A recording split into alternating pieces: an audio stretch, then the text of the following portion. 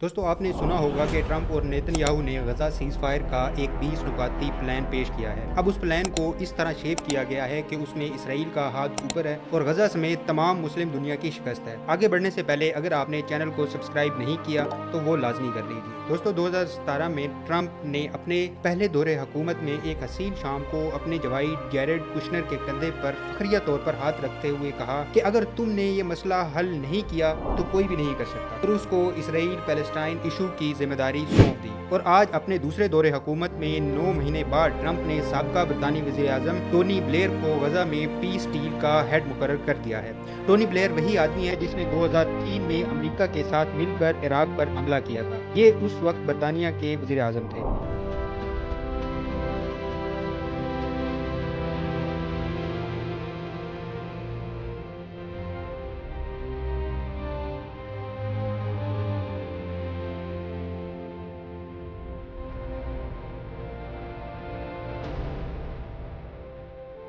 Trump और Netanyahu ने जो डील पेश की डेफिनेटली यही एक्सपेक्टेड भी था।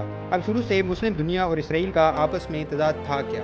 वो यही था कि तमाम मुस्लिम ममालिक को 1948 में इसराइल का वजूद कबूल नहीं था। उसकी वजह ये थी कि इसराइल एक खारजियों का कबीला था जिनकी आबादकारी आहिस्ता आहिस्ता बरतानिया ने 19वीं सदी से शुरू कर दी थी और पैलेस्टाइन के मुसलमानों के घरों ज़मीनों पर कब्जा करने लगे और फाइनली उन्होंने पैलेस्टाइन को इसराइल में बदल लिया। इसराइल तो बन गया लेकिन उसका वजूद इस्लामी दुनिया में कबूल ना किया गया। मगरिब और इसराइल ने मिली भगत से मुस्लिम दुनिया से हर वो रुकावट दूर की जो उसकी हुक्मरानी के आगे खड़ा होता, और फिर गजा पर इतने मजालिम किए कि आज ट्रंप और नेतन्याहू का 20 नुकाती एजेंडा आलमोस्ट तमाम मुस्लिम ममालिक ने तस्लीम कर लिया। अब हमें मालूम है कि पाकिस्तान ने इसराइल को तस्लीम नहीं किया हुआ और बहुत से दूसरे मुस्लिम ममालिक भी इसको तस्लीम नहीं करते सिवाय कुछ ममालिक के जो इब्राहिम अकॉर्ड का हिस्सा है। लेकिन 20 पॉइंट तस्लीम करने से अल्टीमेटली वो 2 रियासती हल को एक्सेप्ट कर रहे हैं और मुआहदे पर सिग्नेचर करके उन्होंने इनडायरेक्टली इसराइल को भी एक्सेप्ट कर लिया है। इस बात में कुछ शक नहीं कि इसराइल अब एक मुल्क के तौर पर हकीकत है, उससे हम एक्सेप्ट करें या ना करें। लेकिन इस तरह के मुआहदे पर पाकिस्तान और दूसरे ममालिक का साइन करना एक ट्रेजिक चॉइस है, क्योंकि ये तमाम ममालिक मिलजुल कर तो इसराइल के खिलाफ कोई ऐसी कार्रवाई ना कर सके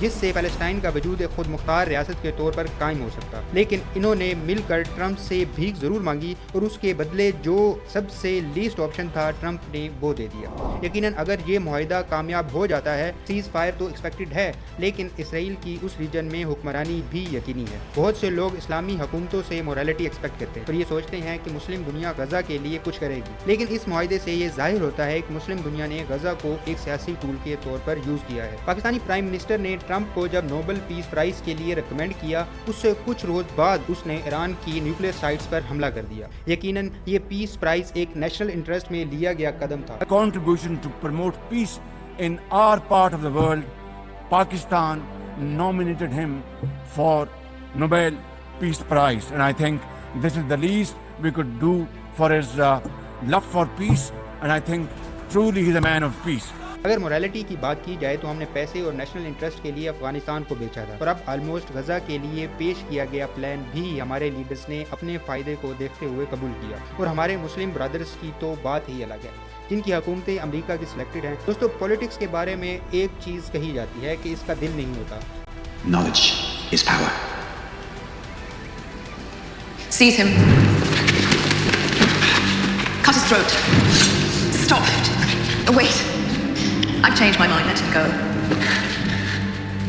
Step back 3 paces. Turn around. Close your eyes. Power is power.